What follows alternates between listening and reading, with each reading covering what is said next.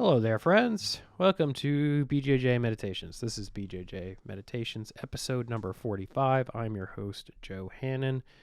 Going to be a slightly different type of episode this week. I'm going to be getting a lot more tactical and sort of granular than I normally do. This episode is in response to an email I got from my friend Nate, who wrote me. He's kind of a guy who's on the cusp of doing BJJ, making the decision to take the plunge and join. And I know he's in his 30s. I don't know exactly how old he is. And I believe he has 2 children, possibly 3. And Nate has kind of been writing back and forth with me for some time. And most recently, he wrote me and said, "Hey, Joe, my interest in starting jiu-jitsu training is growing, but I am afraid that the injuries will get in the way of my other training. How should I go about starting? What are best practices to avoid injuries early on?" And as I tend to do, I wrote Nate's response that was kind of succinct, and then my gears got turning along the lines of like, well, this would actually make a great blog post for the school because so many of our clients at Princeton BJJ are in their 30s and up, and they're professionals. Some of them they're brand new to jiu-jitsu. Maybe they're brand new to any kind of athletic endeavor in general. And as you all know, you seasoned grapplers among the audience here, there's a lot that can go wrong over the course of your jiu-jitsu journey. And there's a lot that you can kind of mess up out of overzealousness or even passivity early on in your jiu-jitsu career. But my personal experience, and perhaps your personal experience as well, has been that the margin of error, or the tolerance for error, gets slimmer and slimmer as we age, meaning, your body's ability to bounce back and your ability to learn under sort of like within a high physical stakes environment gets smaller as we age. So really, if we're serious about jiu-jitsu, we need to be just as serious about how we're learning and how we're taking care of ourselves in the process. So my short answer to Nate quickly became a lengthy blog post, and I'm kind of going to talk through that blog post with you today and add a bit more color where perhaps the pixels on the page leave things a bit one-dimensional. But I think first and foremost, when we're talking about whether we're starting jiu-jitsu or whether we're talking about maintaining a jiu-jitsu practice in our 30s, the first sort of thing we need to acknowledge is that we are not what we once were. It's pretty much universally documented in the scientific and clinical literature that most of us kind of hit an age where things start to decline, right? And I think I want to say for men, it's probably like in their early 30s, and for women, I think it's a little bit sooner. I'd have to fact check that. Feel free to fact check me, any of you. But our ability to recover, our ability to generate new muscle tissue, our ability to generate even like new synapses in our brain starts to decline. So we need to be proactive about managing that decline. And then I don't think that sort of like slow creep of decline can't be overcome. Like, I still think we can make gains. Like, obviously, anybody who's gone to a jiu-jitsu class and come out stronger and wiser as a result of it, regardless of their age, is proof of that. But we kind of need to be mindful of our biology and our psychology here a bit as well. So I think the first way to tackle this in a constructive way, in terms of like promoting longevity in jiu-jitsu, is to have like a training schedule. And it's kind of simple and it's kind of stupid, but a lot of people don't do it. They kind of just train haphazardly and willy-nilly. And that was sort of like a big point of departure in my 20s, was that I want to say I started jiu-jitsu around age 25, something like that. It was right before I got married. And basically my training schedule was, if it was a day that ended in Y, I was going to train. So I was training 6-7 days a week. Most of those days were double sessions. Some of them were even triple sessions. Like at Princeton BJJ, back then we had a late night kickboxing program that class would run, I want to say from like 8 to 9, and then there would be like a half hour sparring after class twice a week. And like I did that twice a week, so that would be my third class. And I remember at some point in my early 30s, I was doing these triples, and every day I would kind of just wake up and feel like I was hungover, which like didn't make much sense because I still was getting like 7, 8 hours of sleep. I also was getting just strange, random viral illnesses. Like, I won't forget, I was working in a hospital at the time, and all of a sudden I just felt like extremely ill, had spiked a fever, went upstairs, took my temperature. My temperature was like way above 100 degrees. I want to say it was like 102 or something like that. And just kind of went home and went comatose for like 24 hours and was fine. And I'm sure I picked up some kind of virus just working in the hospital, but the fact of the matter is that my body was so run down that this was kind of like a commonplace event. It was like the virus of the month club, which ironically is kind of like where I find myself now with my son in daycare. So I realized, okay, I need to kind of like tone things down a bit, but I kind of want to do it in a way that makes sense. And I'm a very data oriented person. As I don't think I've mentioned this before on the podcast, but prior to kind of like striking out on my own here in the peak performance space with Emily and Josh, I was a science and medical journalist. So I spent a lot of time reading clinical literature and writing about it most of the time, like for physician audiences. So when I heard of the Aura Ring, I was kind of like smitten with this thing. Like, oh, I'm going to get this, and it's going to give me all this wonderful data and insight into my physiology. And it did, and of course I ignored it. But at least I had proof. I kind of had to prove to myself that it wasn't all in my head. That I was, in other words, like I wasn't. It's not that I wasn't tough enough. It's that my body really wasn't recovering well enough. Like I could see how 3 training sessions stretching into the late night would disrupt my sleep. And that would translate into like an elevated body temperature, less deep sleep. So, the body's not healing itself as well in the night. I could see these things and they were irrefutable. And of course I proceeded to ignore them for a few more years until my son was born. And then that really forced me to make like meaningful change. This, this outside source, this little beautiful human being who needed my love and attention, really forced me to like stop being such a selfish jerk and take care of him. And part of taking care of him is taking care of myself. And that's kind of going to be like a theme of this whole episode, as you'll see. So I've kind of committed to this training schedule as a result of all of that. And it's worked really well for me. And I'll just like, I'll put this in the show notes. So like, you don't have to like write it down or anything, but basically every day of the week now, my day starts with a 20 to 30 minute up-tempo walk. And I know most of you are just going to gloss right over that, but we're going to get into why that's important in a bit. Mondays, there's an hour of strength and conditioning work. That's a lot of just like traditional, when I say strength and conditioning, it's a lot of traditional lifts with a mix of kettlebell work in between. And all of this is programmed for me by a trainer who is familiar with jiu-jitsu and who I've been working with for over 5 years now. Hands down the best investment I've ever made in terms of my BJJ longevity, and I'll get into that a little bit more. So Monday, we've got the walk, strength and conditioning. Tuesday, same thing, starting the morning with an up-tempo walk, and then in the evening, it's 90 minutes of intense BJJ. So that's like about 15 to 30 minutes of instruction, and then just like a lot of live rounds. Wednesday, walk, strength and conditioning. Thursday, same deal, walk, 90 minutes of intense BJJ, that same structure. These are advanced classes, so it's like limited instruction with lots of live rounds. All of those rounds are 6-minute rounds. I'm usually getting at least like 6 or 7. And I'm kind of, when I'm very selective with who I'm training with during those rounds. Generally speaking, I'm starting with the toughest person in the room that I can grab, and then I'm kind of working my way backwards from there. And as I get into the lower belts, I'm selectively choosing people who have really good elements of their game. Like maybe they have a really good spider guard and I suck at dealing with spider guard. So I'll pick somebody who will help me train something specific that I'm working on.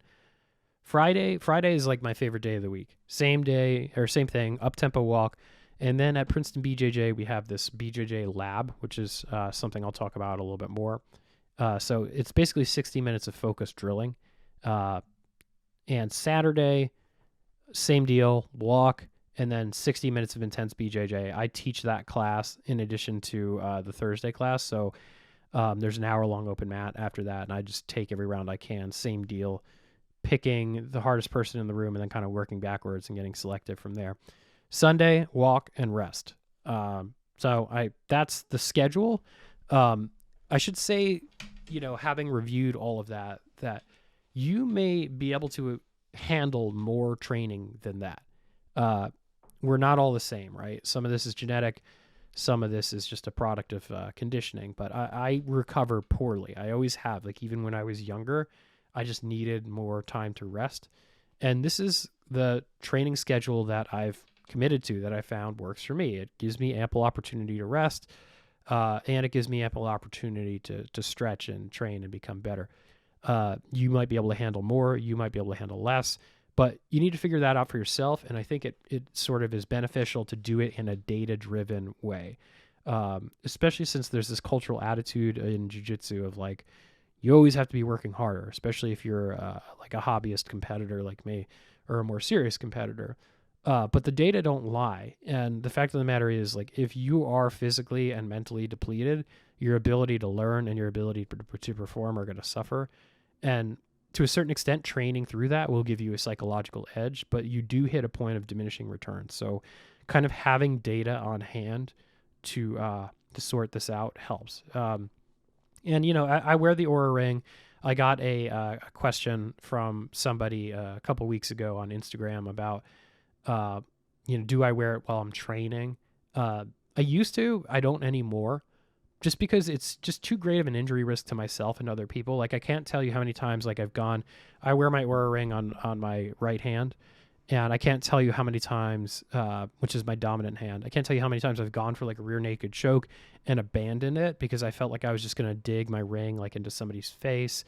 And also just, I've heard so many horrendous degloving injury stories that, like, I'm not going to do that anymore. Like, I want to be able to come home and pick up my son, and wearing the ring during training to know exactly how high my heart rate got is not really useful. And the other thing too is that I think with a lot of these pieces of technology, the goal shouldn't be like to be wedded to this piece of technology for the rest of your life. It should be to use the technology to gain a stronger introspective sense of self, to know, like, this is what it feels like when my body is overtaxed, or this is what it feels like when I'm in the perfect zone of training intensity. Eventually you kind of can transcend it. And I feel like I'm at that point now with the Aura Ring. Like, I don't really need it. I'm mostly using it to track my sleep at this point, which, like, I snore, and I'm trying to get a handle on that. So, like, it's useful for that purpose, but kind of at a point where, if I can tackle that, I don't know if I'll continue to wear it, because, I feel like I've gotten a pretty good sense of where I'm at physiologically, but on the other hand, only getting older, and that might change. So kind of useful to have data on that moving target. Anyway, Aura Ring, really like it.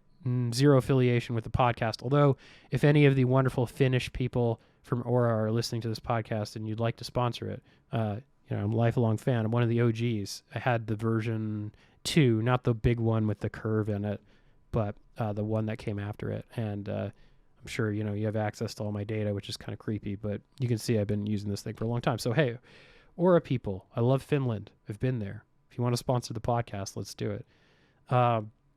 Let's unpack each of these modalities first, or next rather. I want to talk about walking, which many of you are probably just going to roll your eyes or skip over this part of the podcast. But it's funny, I see this as both a peak performance consultant and as a jiu-jitsu coach in the school, and just as a person that people tend to, like, seek input from. You give them, like, the simplest intervention and they're like, yeah, and they skip right over it and they don't do it. But the simplest things are often the most effective things. And I think walking is one of the best things you could do for your physical health, for your psychological well-being, and for your BJJ recovery. I mean, like, it doesn't cost anything. It's easy, and it's just a pleasure. It's a pleasure to go for a walk. As far as my walks go, I try to go for my walk sometime before noon. I know if you're, like, a fan of the Huberman Lab podcast, he's a big proponent of getting morning sunlight in your eyes, but he also doesn't have a small child who, has a schedule of his own. So basically I get out whenever I can, with the target of getting out sometime before noon. And I do it without sunglasses for the benefits that Huberman espouses. You get the morning sunlight in your eyes. It's going to kind of help set your circadian rhythm a bit. It's going to keep your energy level a bit more stable throughout the day. And, as long as you're not like staring directly into the sun, you're going to be okay. So the pace of this walk, I try to make it brisk. So if it's a summer day or like a spring day, a warm spring day, I'm like a little bit sweaty. And I'm doing this for two reasons.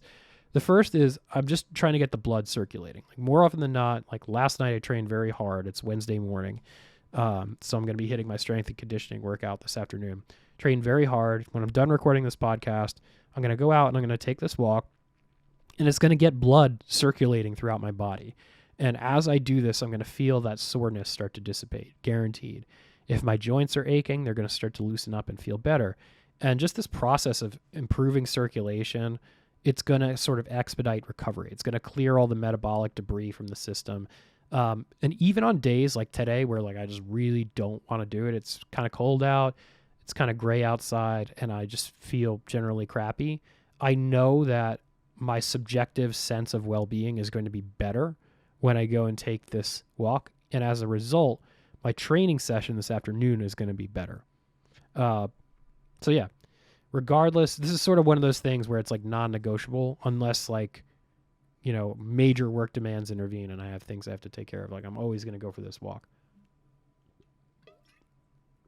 Another important factor about this walk is that I try to make it technology free, meaning, I'm not looking at my phone. I'm not listening to music. I'm not listening to a podcast. I'm really trying to tune into what's going on in the little suburban enclave here of East Windsor, New Jersey. So this time of year, there's not a whole lot of wildlife around. I might see some deer. Occasionally I'll see a fox or something cool like that. But most of the birds have migrated south with the exception of the sturdier birds like the cardinal and the blue jay. So I'll watch for them.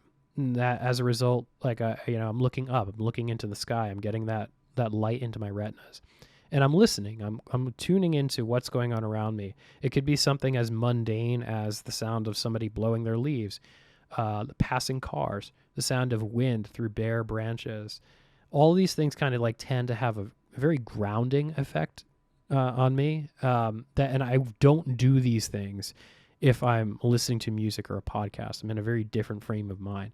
And you can feel a subjective shift when you really tune into these things. This is something like Boyd Vardy, the professional lion tracker, talks a bit about in his fantastic podcast where he does 40 days and 40 nights in a tree in the South African wilderness. Highly recommend checking that out. When you just kind of attune yourself to the rhythms of nature, like even in a small way, you could be living in a city and you could be going out for a walk and like watching what the pigeons are doing, or watching what the rats are doing. It just has a very grounding effect to tune into natural rhythms, I think. So what you're probably getting is that this is as much like a meditative exercise as it is a physical exercise. I'm really trying to pay attention to what's going on around me and to feel the ground under my feet as I'm doing this. And I think that this is an important exercise psychologically because BJJ is an extremely strenuous expenditure of energy, and this is sort of recharging the battery, and this is sort of bringing attention to the subjective state within. And then finally, there are really good just postural reasons, I think, for doing this. Like if you think about jiu-jitsu, we spend a lot of time in this hunched over kyphotic position, so like a forward curvature of the spine. And if you sit at a desk and work all day, it's only going to make that worse. So, 20 to 30 minutes of walking and really like thinking about keeping your posture upright and like your chest open, I think that's going to help sort of undo some of that damage and help get cerebrospinal fluid moving from the sacrum up to the brain and back and forth. And that's going to have all kinds of positive benefits as well. So yeah, walking. Highly recommend walking. If you do nothing else from this podcast, please just take even if it's just like a 10-minute walk a day, do it.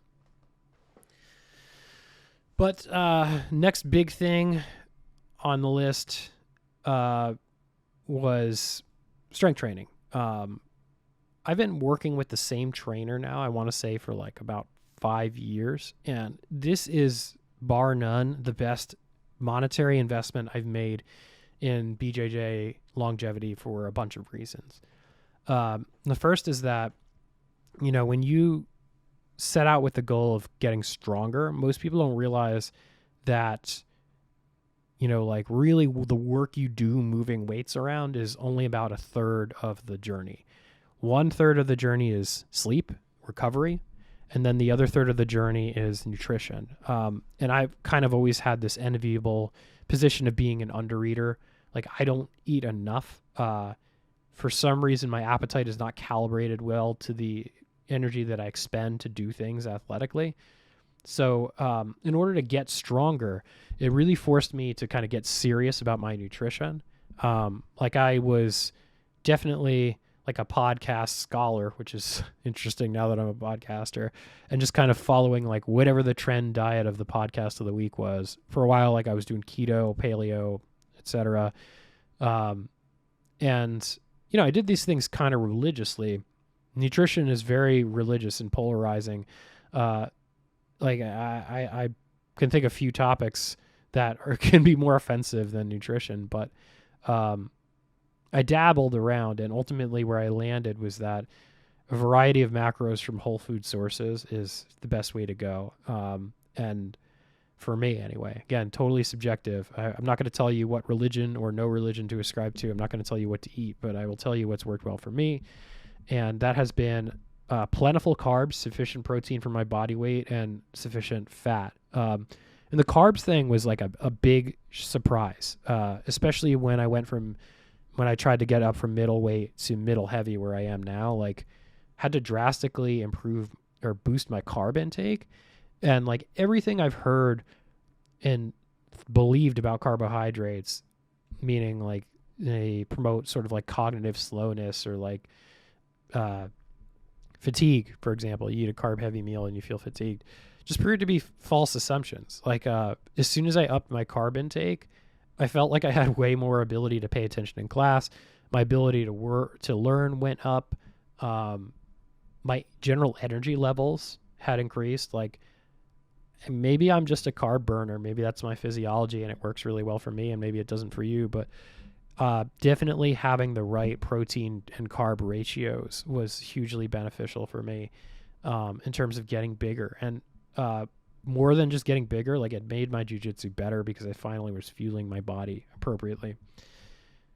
Second reason for strength training, getting stronger just makes you more resilient. Like, you're stronger, you're harder to break. There's really no way around that. Like, knock on wood, I started jiu-jitsu and I was probably like 160 pounds or so. I remember at one point I cut weight for a competition and got down to like 155, and I looked like the machinist. And like, that's when I had my most injuries. And I think it's because my body was just so depleted. I was so overtrained. I was so undernourished. And like, I was extremely lean. Like, I had no body fat, but I was just fragile. I was just like muscle or I was just tendon and bone. And knock on wood, like, since I've gotten stronger and larger, I've been injured a lot less. Like, now I was at around 160. Now I'm like close to 190, which is where I want to be, but my waist size is exactly the same. I'm just kind of like constructed differently now. But like, I just feel like I have more tissue on my body, and that more tissue is sturdier and it can just absorb a bit more of the damage that it couldn't before. I certainly think that like having big guy jiu-jitsu is problematic. Like, if you're relying on strength and power over technique, that's certainly not good, and you're missing the point of the art. But having a healthy amount of muscle is going to help you stay in the game for longer, and ultimately you're going to have more training opportunities to increase your jiu-jitsu as a result, your jiu-jitsu knowledge as a result. And then the kind of final benefit I want to talk about with strength training is stability. Like, there are a lot of guys and girls who talk about how flexible they are and how that makes them wonderful guard players and all that. And like, that's good. Like, I'm pretty flexible too. But the thing that I didn't really understand until I started to do strength training with any seriousness was that flexibility is great. Like, we want to be able to express our joints through their full range of motion, but I think that injuries tend to happen in jiu-jitsu when we are not stable throughout that range of motion. Like in a perfect world, like if you picture somebody doing a pistol squat, they should be able to stabilize themselves throughout that full range of motion. They're not just going to like dump into end range. You could kind of push on them a little bit and they're going to be sturdy at any point during the ascent and the descent. And strength training has really helped me to embody that. It's really helped me identify points of mobility and also immobility and hypermobility. And just having a trained professional who is dedicated to my progress and dedicated to helping me unpack all this has been hugely beneficial. I think a lot of us try and take this on our own, and that's not always constructive. Like, unless you're a certified strength and conditioning coach, like there's a lot of nuance here that you're just not going to be able to hack on your own. So like investing in that, if you have the money, is a good way to go. If you don't have the money, something is better than nothing. There are plenty of free strength training programs online. As a matter of fact, like my trainer during the pandemic wrote a ton of programs for free on the PBJJ website. So I'll link to that in the show notes if you want to check it out. But yeah, strength training, huge longevity booster in the game. Highly recommend. Take a sip of water here just because my throat's getting kind of dry.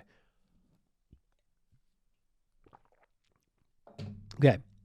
Obviously, for longevity purposes, regardless of longevity purposes, we're here to train jiu-jitsu, so we need to talk about how to train jiu-jitsu as an older person. I know some of you people are probably laughing at that. I'm like, haha, you're 37, older person. Well, age is subjective, my friends, and in some ways I'm 37 years young, and in other ways I'm 37 years old. And I just want to be cognizant of where I'm at so I can keep doing this forever, and that's kind of what I want you guys to get from this too. So, how I train now versus how I trained in my 20s is drastically different for several reasons. The first big reason is that there's a huge shift in mindset. Like, in addition to whatever the instructor is teaching, I have a parallel curriculum in my mind that I'm working on. So I'm trying to really maximize my learning time, pull in insights from other people, and pull in insights that I've gone out and hunted for on my own. And when I start to train live, not only am I sort of like training because I love training, I'm training to practice this element of like my personal curriculum. Because generally speaking, when you take a class, hopefully your instructor is doing some positional training or some sort of constraints-led approach that force you to practice whatever they're teaching. But a lot of times my experience has been that during that live training session, everybody just goes into murder, death, kill mode and nobody's actually trying to work on anything. So by being intentional about having this parallel curriculum in my mind, I'm using those rounds more strategically to learn. And then the second big difference is intensity. Like for me now, the intensity of those rounds is a moving target. It kind of used to be that my metric of success for live training was like, did I go home feeling completely dead? And trust me, after triple sessions with kickboxing thrown into the mix, and more than a few blows to the head, I certainly did feel dead after live rounds, but I don't know that was successful. And especially as my life has gotten more, I want to say complicated, but also enriched and beautiful. Like having a son is amazing. Being married to the love of my life is amazing. But I need to be able to show up for these people in a way that is nurturing. And if you feel like shit, it's really, really hard to show up for those people in the way that they deserve. So like I go into every training session now with an idea of like how hard I'm willing to push myself, given how I feel subjectively and given what the data indicate about my readiness state. So last night was like a pretty good example of that. I just got back from Costa Rica. I'm still kind of like not adjusted fully to the time change. I'm still feeling a little under recovered. Data seems to be pointing me in that direction. So, I'm playing a more conservative approach. One of the themes that came up in the jungle as I was training with Emily and Jerry, both surfing and both in jiu-jitsu, is this idea of like receptivity and knowing when to relax. And I was intentionally forcing myself to kind of relax in situations last night where I ordinarily wouldn't. So modulating intensity and also working on that parallel curriculum at the same time. Now, the final difference that I use now in my BJJ training that just wasn't there at all was this drilling that I talked about that happens on Friday. Come Fridays, I'm usually pretty beat up. Thursday night we have a very intense no-gi class, which I teach, so mentally drained, physically drained. Friday we have this thing at Princeton BJJ which we call the BJJ Lab, and it's not really a drilling session. It's certainly not an open mat. The idea here is, in order to show up, you have to have something that you're working on, and you determine what the best way to practice that thing is. It's probably going to be some sort of constraints-led approach where you're working with a partner. And then for the last 10 to 15 minutes, we come together and kind of troubleshoot whatever sticking points the group is having together. It's a very iron sharpens iron thing, and I think it encourages people to start taking ownership of their development at a younger or at a sort of like a less mature stage of development in their jiu-jitsu journey. But it also has some physiological benefits. We're getting our heart rates up sufficiently that it's going to clear the metabolic dust a bit. And also I find when I do this, when I return to more intense training on Saturdays, like I feel refreshed. Physically my body feels pretty good, not as sore as it would be had I just sat around and like watched TV or something. And mentally, it's just invigorating to be surrounded by people who are committed to growth and who are committed to helping each other. So come Saturday, the battery is recharged and I'm just like ready to get back on it. And then, the last thing that I feel like I have to talk about is Sunday, this day of rest, the Lord's Day. I'm not, as you listeners of this podcast have probably gathered, I'm like a pretty spiritual person, but I wouldn't say I'm a religious person. I was raised, so I grew up for probably like the first 5, 6, 7 years of my life in the Christian Reformed Church, which is a Protestant denomination. My parents switched to a Presbyterian church that was closer and probably more fashionable. I feel like, being Presbyterian is like joining the country club of Christianity. The expectations aren't as high. It's a little bit more liberal and accepting and tolerant than other religions, but like it's just Scottish and conservative enough to make everybody feel prim and proper, I guess. It's not, it's not bad, but let's just say like I've broadened my philosophical and religious horizons since then. But anyway, I digress. I think that any religious practice that has a Sabbath day is onto something, because our lives, in ancient times, these people understood that life takes a lot out of us and we kind of need a day to recharge the battery and to focus and to ground, and to think of things that are bigger than ourselves. And I think that today the pace of life has only gotten faster. The demands have probably gotten harsher. Luckily, we don't have to worry so much. Most of us in various parts of the world don't have to worry about a ton of existential type threats. But life is still challenging. And I think to be at our best, and whether that's our best on the mats or our best in our relationships, we need to be as serious about putting that energy back in as we are about expending it. And I find this, people who are serious about rest, like they learn better. The teachers who are serious about rest, they can bring a more clarity of mind and more presence or more gravitas to the way they teach. And subjectively, when I feel well rested, I feel like I can show up better for my son, my wife, the students in the school, my parents, the random people I meet on the street. Like I'm more attuned to what they're feeling, what they're thinking, and more sensitive to their needs. And that's, I think, the biggest difference maker between BJJ in my 20s versus BJJ in my 30s, and how I'm sort of framing this from a longevity approach is that, I think that we have to take this recovery process seriously. Otherwise, the training process is just going to take so much out of us until there's nothing left. And I think the through line with all of this is this realization that comes with aging. And it's that the older I get, and I'm sure the more I'm sure many of you relate to this too. The more I realize that like it's not about me, and I mean really realize that, not in a cognitive sense. I mean in the sense that like you make it real. You create a reality that is no longer about you and is more about being of service to other people.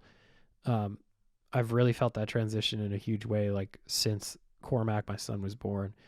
I felt it, started to feel it take root when I got married.